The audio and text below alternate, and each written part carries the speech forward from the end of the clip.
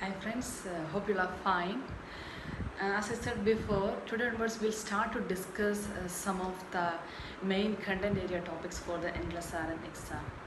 And before starting, I want to tell you something that even though we are discussing based on the endless RN test plan, most of the contents what we are discussing in these sessions or the coming videos are really helpful for all the nurses those who are going to appear any of the comprehensive exams. For example, CBT, HAD, Saudi Prometry, DHA, because most of these exams are based on our nursing contents only. So when we will study in one way or another way, definitely it's going to give any kind of benefit in any moment of your professional journey. I assure that. So our today's topic is delegation. Before going to the delegation content area, we'll see a questions. I think it would be better to on our critical thinking mode. So once it's get on, that will be easy to understand the content area also, and that will not forget. Like only we are studying a content and we are discussing one question, that is also good. But when you start thinking, when you will see a question, you will start to think. You want to know the correct answer. So maybe those who already know the answer, however others maybe they will start to think what is the answer. So for to know the answer, I'm sure you will carefully listen the topic. So that time it will easily stuck on your brain. So we'll go to the slides. See, here is the question. I will read the question. A client care team consists of the nurse, LPN or LVN, and unlicensed assistive personnel. Which client will be assigned to the nurse? See here the question. Before going to the, I have a suggestion. Before going to read the options, always we should thorough the questions. We should reword the question. We should read the question 2 times. While we are reading the second time, try to reword the question in our own language, which will make us to understand the question clearly. So once the question is clearly, or once you make the question as a symbol what the question actually asks. In this situation, the question is asked, out of the giving options below, which option should be taken care by a registered nurse? So that is the question simply they are asking. So if you understand that's what they are asking, if you are able to reword the question in like this way, it's easy to eliminate the options which is no need, and you can find the correct answer. So now we will go to the options one by one. The first option is client diagnosed with the toxic shock syndrome. Here you should have a little bit knowledge about toxic shock syndrome.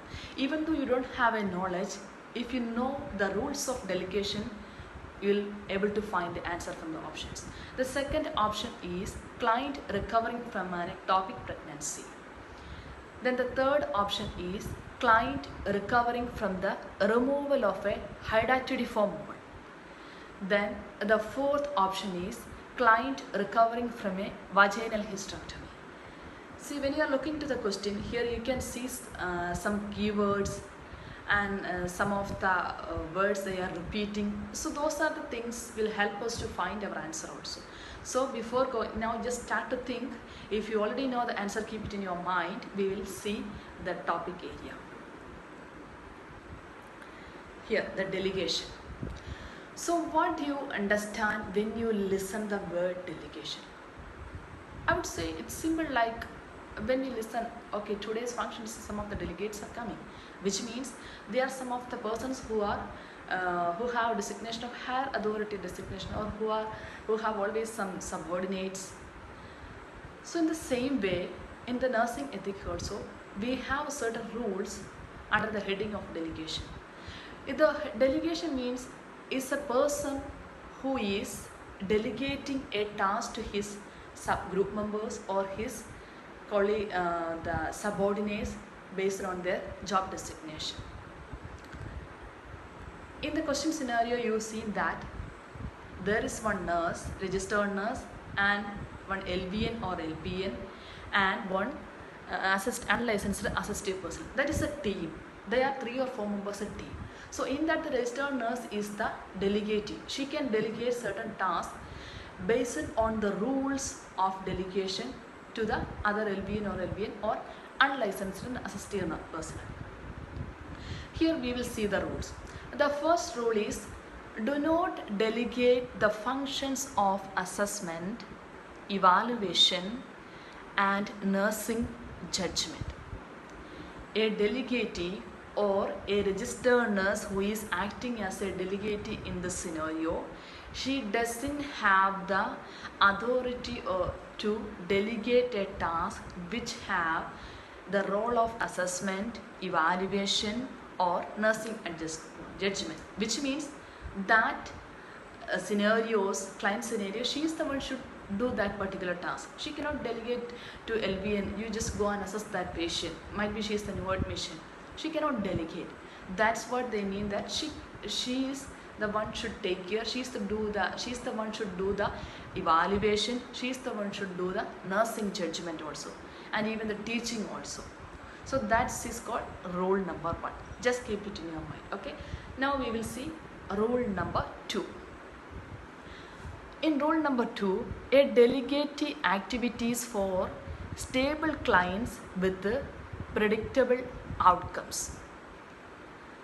So the registered nurse, she can delegate an activity in that particular ward in which the patient should be stable or the client should be stable, and also the procedure or the thing what she is going to delegate to the LVN or LPN, it should have a predictable outcomes, which means we know what is going to happen. So we can delegate that task to LVN or LPN. That is rule number 2. I hope you are clear with this one. Okay, in this one she can delegate that task. No need she herself go and do, because that is the client is stable and also we know the predictable outcomes. Now we will move to rule number 3. Okay, rule number 3 says, delegate activities that involve standard unchanging procedures. Here you see the keyword standard and unchanging procedures, which means the procedure should have a proper steps, should have a standard steps. It should not change.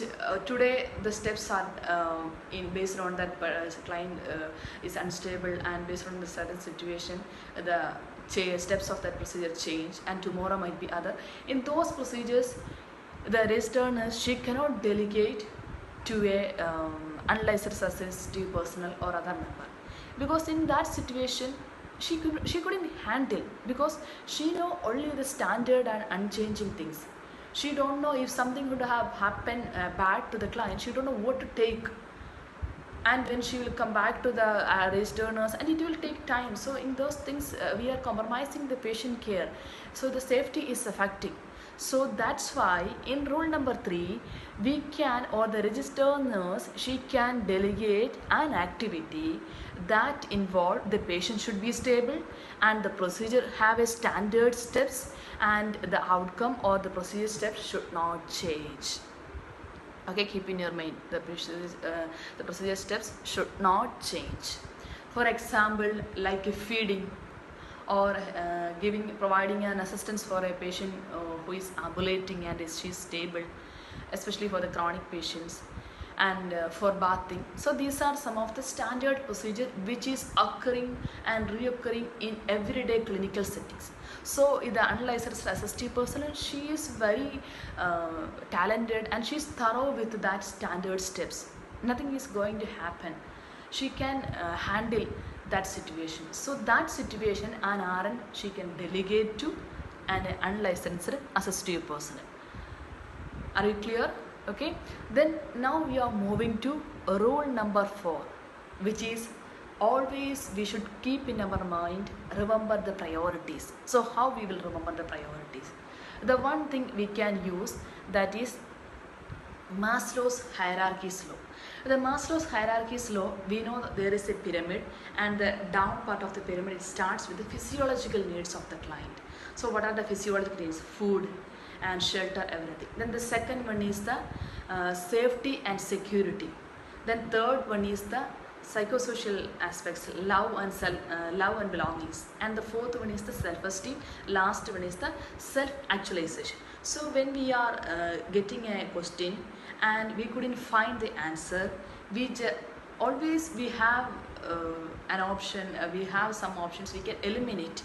After eliminating, we might be confusing with the 2 or 3 options. So in that option, if you don't know anything about that particular task, or you don't know the rules or the ethical aspect behind that question, try to prioritize the question by using Maslow's hierarchies law. Or you can use the nursing process. This starts with assessment, then the diagnosis, planning, implementation, evaluation. So evaluation, we have 2 concepts. In evaluation, after we are doing the second assessment also, we provide some implementations, we did some interventions, everything. In the evaluation also, again we are going to assess the patient. So that assessment is again happening in the evaluation step also. That one also you should keep in our mind. Then another thing you can use, that's ABCD. ABCD means airway, breathing, circulation. You are confused with the 2 options and you don't know which could be the answer. So in that situation, just try to apply this ABCD. Might be there is something related to airway, so that would be the answer. So these are the certain techniques we can use. And in some other techniques we can use the client scenario, whether the patient is stable or there are other patients who is having a more critical situation or acute condition. So those techniques we can use. And that's what they said they meant in this rule 4, that is the remember priorities. So we'll see once more. If anybody would like to make a note, you can just pause in between and make your own notes. So the delegation, always keep in mind, delegation has certain rules. And one rule that a delegatee or a registered nurse, she is the one to do the situation of assessment, evaluation and nursing judgment. And rule number 2, delegate the activities only the patient is stable and with predicted outcomes. Then the third one is delegate activities that involve standard and unchanging procedures. Keep it in mind, standard and unchanging procedures. Just keep it an example like feeding, bathing.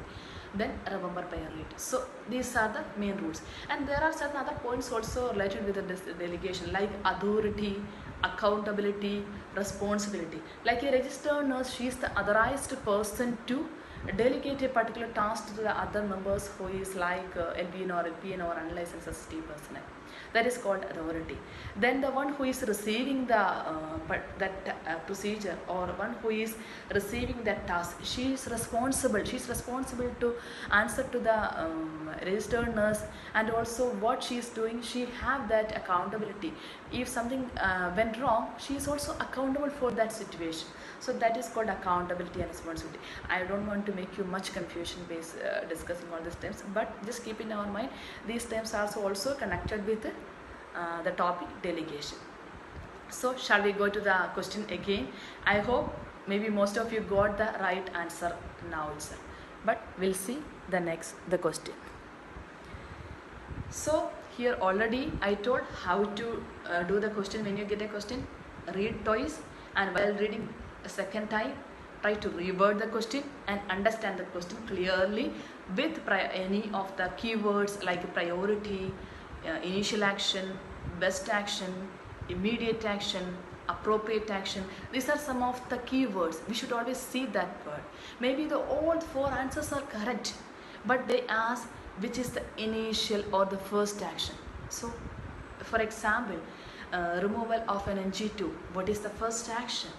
All these are the steps of removal of NG2, but we should check that is the first is a keyword, or the initial is a keyword that we have to see and we have to think based on that word. So here we will see. The first option is client diagnosed with toxic shock syndrome. So what do you understand when you listen this word toxic shock syndrome? This is an acute medical emergency which is caused as a staphylococcal infection and have the signs and symptoms of severe diarrhea and vomiting that could quickly develop into a shock. See, it leads to shock, which means it is a serious condition. Within a fraction of some moments, the patient might get collapse. So what do you think? Who will be the right person to take care of this patient? Is it an LVN or LPN, or is it an registered nurse? I hope you understand. It is a registered nurse is the one who should take care of the patient, because it's an emergency. If I assign this particular patient to LVN, see, we need, in this situation, we need an expert assessment, an immediate expert assessment we need. Then only we know what is happening. So how the severity of the vomiting and diarrhea. Okay, when we assess, we understand, okay, the patient might get shocked. We'll start an immediate intervention, an emergent intervention that can prevent further loss, further damage to the systems and organs. So in this situation, there is assessment, evaluation, and the doctor and the nurse, they should take a judgment to avoid further complications. So this one we cannot delegate to any LVN or LPN or UAP. I hope you understand. This is the answer what we are looking in this situation. And maybe we got the answer, but we will see why others are not became our answer. Next option is client recovering from an ectopic pregnancy. What do you think? In this situation, the patient is stable. They use the word that's recovering. It's almost stable, but she is recovering from an ectopic pregnancy. So there might be some expected outcomes, or even though she is almost stable, there are some problems, might be develop pain or hemorrhage. So that is need to measure and evaluate. So that when we can just compare to the first one, this is somewhat fine. There is no need for further assessment, there is no need for the evaluation, but there is need and observation.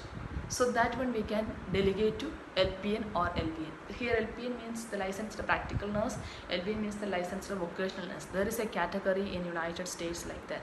In most of the European countries, they are categorizing like this.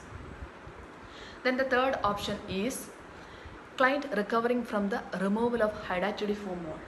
What do you understand from the word hydatidiform mole? It is a degenerative anomaly of the crown villi. So in the situation, they have done the curettage and that has been removed. So the patient is recovering, even though she requires a continuous observation. So that one also we can give it to LVN or LPN.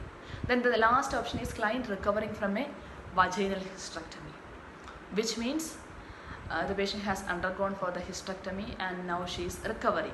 So here you can see the word recovering. That is like almost the patient is stable, but she requires an ongoing observation, continuous observation. Even though we are that have some expected outcomes, we know what might be the things, so we can plan. So that one also we can delegate to LVN or LPN, because there is no further critical assessment or evaluation in this situation, in this scenario. So how we will select the answer? See, the first thing that always we should read all these options and try to understand how the scenario or how it could be. Just imagine in our mind. So when we are imagining, we know that okay, if the most serious condition in this situation is the toxic shock syndrome, so that would be definitely go to the registered nurse. So that is the one. So here they ask which client will be assigned to the nurse. The nurse means the registered nurse. So the first one is the answer. The toxic shock syndrome acute condition patient would be, client would be assigned to the registered nurse. So how you feel? Hope you understand. And the way I discussed this question and the content, it's a small topic, but it's very important. If you get some free time, just try to practice more questions based on this topic. So you will more clear about all aspect how the questions are coming. And I hope we'll add some more questions in the coming videos.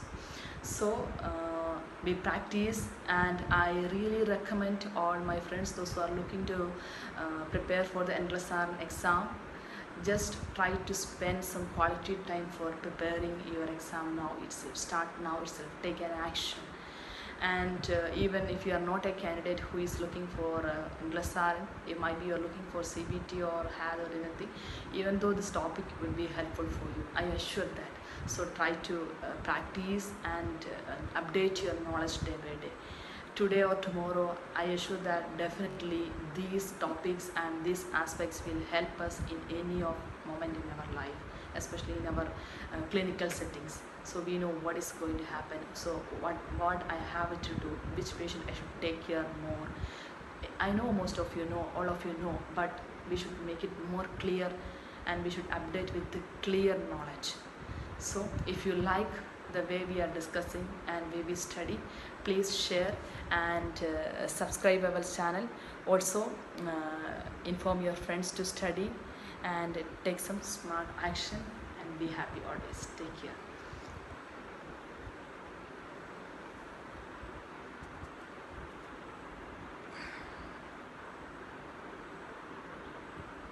Thank you. Bye bye.